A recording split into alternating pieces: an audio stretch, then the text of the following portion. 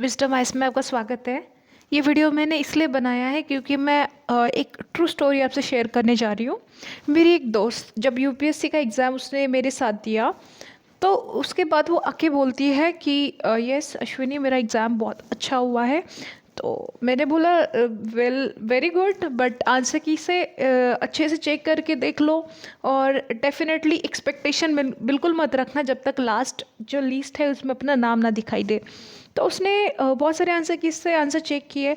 उसके कुछ मान के चलो 110 के अबव मार्क्स आ रहे थे। उसके सीसैट में भी 40 क्वेश्चन सही हो रहे थे, और 40 क्वेश्चंस का सही होना मतलब मान के चलो 90 अबव उसके मार्क्स सीसैट में भी आ रहे थे आंसर कीज के हिसाब से। तो she was so positive for the result. उसने बहुत एक्सपेक्टेशंस रखे थे। उसने सोचा था कि बस जैसे ही रिज़ल्ट आएगा, बस कंफर्मेशन मिल जाए, फिर बिल्कुल मेंस की तैयारी में लगना है, सारे टेंशन्स ख़त्म हो जाएंगे। एक बार प्रीलिम्स हो गई तो फिर फैमिली वाले भी शादी के लिए नहीं बोलेंगे, कोई चिंता नहीं होगी, तैयारी करते रहेंगे।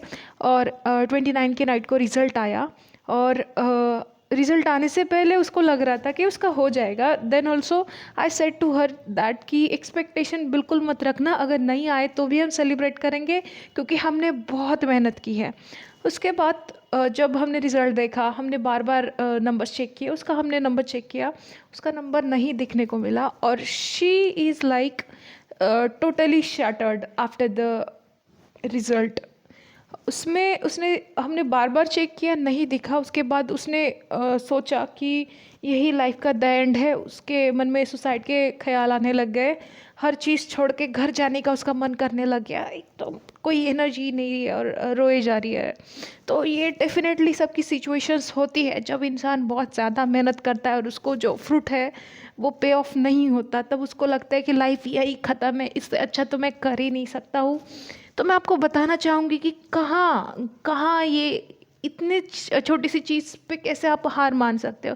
ऐसे लोगों को देखो, जैसे एकनाथ मुंडे 7th अटेम्प्ट में उस बंदे ने आईएएस निकाला है।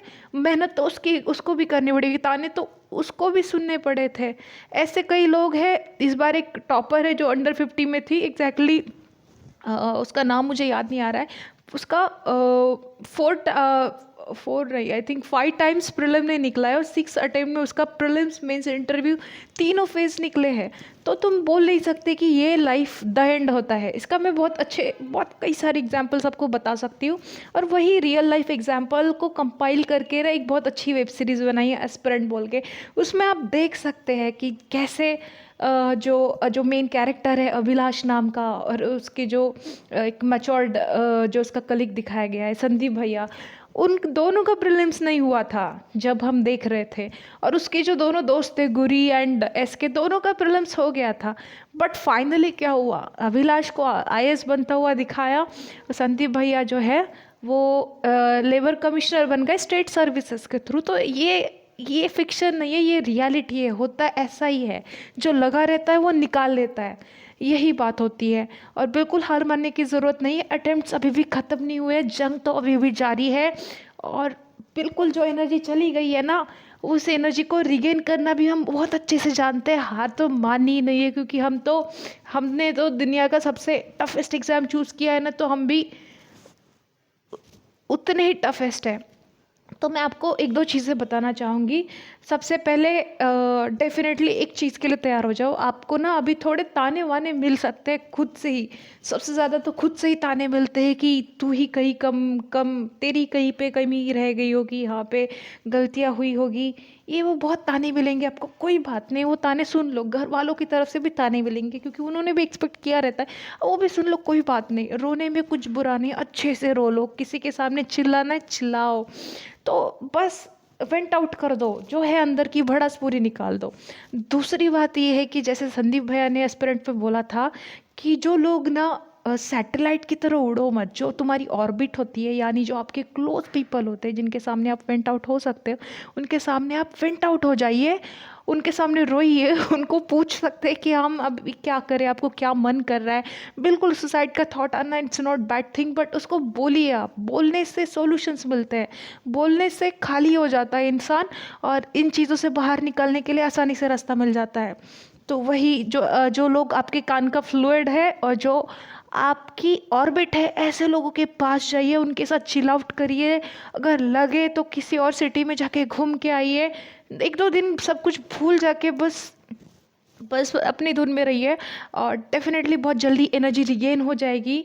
और जैसे कि मैंने बताया था कि सीसैट मैं आपको स्ट्रेटेजी बताने वाली हूँ, कौन सी चीज़ों के लिए आपको बहुत जल्दी प्रिपेयर करके रखना है और कौन सी चीज़ें आपको आगे चल के करनी है।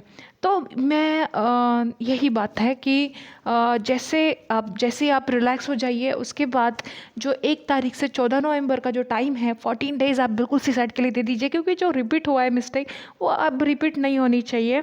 इसीलिए बहुत अच्छे से वो कर लीजिए। और दूसरी बात ये है कि आपको क्या लगता है कि यहीं पे लाइफ ख़त्म है? नहीं है। ऐसे बहुत सारे लोग हैं जिनका प्रीलिम्स ही नहीं निकला है, कई कई सालों तक। उन्होंने फाइनली जब प्रीलिम निकल गया ना, तो फाइनल लिस्ट में आ गए। तो बिल्कुल आप भी वन ऑफ दैट पीपल हो सकते हैं। 2022 का तो प्रीलिम अभी बाकी है दोस्तों, अभी तो 6-7 महीने बाकी है, अभी तो पूरा दिन अब बाकी है, अभी तो पूरी जंग बाकी है। कौन कहता है कि आसमान में सुराख नहीं हो सकती? एक पत्थर तो तबीयत से उछालो यारो। तो बस इसी ऑप्टिमिस्टिक एटीट्यूड के साथ मैं आपको बोलती रहूँगी कि डेफिनेटली आपका एम प्रीलिम्स निकालना नहीं है, आपका एम बिल्कुल भी मेंस निकालना नहीं है, आपका एम है फाइनल लिस्ट में आना। और आप डेफिनेटली आएंगे, बस करते रहिए, खुद पे विश्वास रखिए, अपने दोस्तों के कहने पे विश्वास रखिए और बस करते रहिए। All the best, thank you.